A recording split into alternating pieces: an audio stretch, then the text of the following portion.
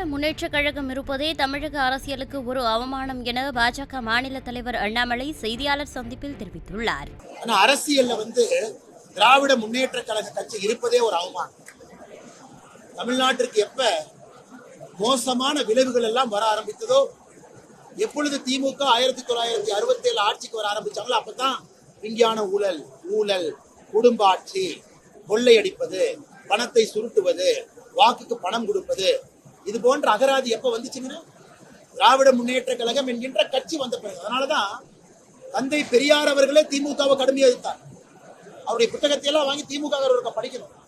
பெரியார் அவர்கள் திமுகவை பத்தி தன்னுடைய கடைசி நாட்கள்ல என்ன சொல்லி இருக்கின்றார்கள் இது முழுவதாக தெரிந்து, இன்னைக்கு தனக்கென்று எந்த விதமான ஒரு எபிலிட்டி இல்லாம ஒரு பொம்மை முதலமைச்சரா, செக்ரட்டரிங்க கையெழுத்து போனா இங்க கையெழுத்து, தலையை திருப்பினா திருப்பு, லெப்ட் திருப்பினா திருப்பு. அதனால இந்த முதலமைச்சர் அவர்கள் நரேந்திர மோடி அவர்களை பற்றி பேசுவதற்கு 1% கூட இவருக்கு தகுதி இல்லை என்பது தமிழகத்தினுடைய எல்லா மக்களுக்கும் தெரியும். அதனால் முதலமைச்சர் அவர்கள் இன்னைக்கு மக்கள்கிட்ட என்ன சொல்லணும்? 33 மாத காலமாக அவர் என்ன செஞ்சிருக்காரு?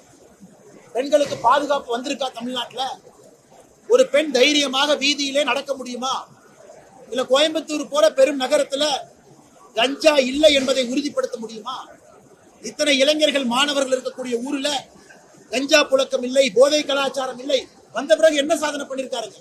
டாஸ்மார்க்க உயர்த்தி இருக்காரு, 50,000 கோடி தொற்றுச்சு. கடன் 8,23,000 கோடியை தொற்றுச்சு. இது போன்ற மோசமான ஆட்சி இந்திய அரசியல்ல யாருமே நடத்தியது. அதனால இந்த முதலமைச்சர் அவர்கள் மோடியை பற்றி பேசுவதுதான் வேடிக்கையாக இருக்கிறது. செய்திகளை உள்ளது உள்ளபடி தெரிந்து கொள்ள ரெஃப்ளெக்ட் நியூஸை சப்ஸ்கிரைப் பண்ணுங்க.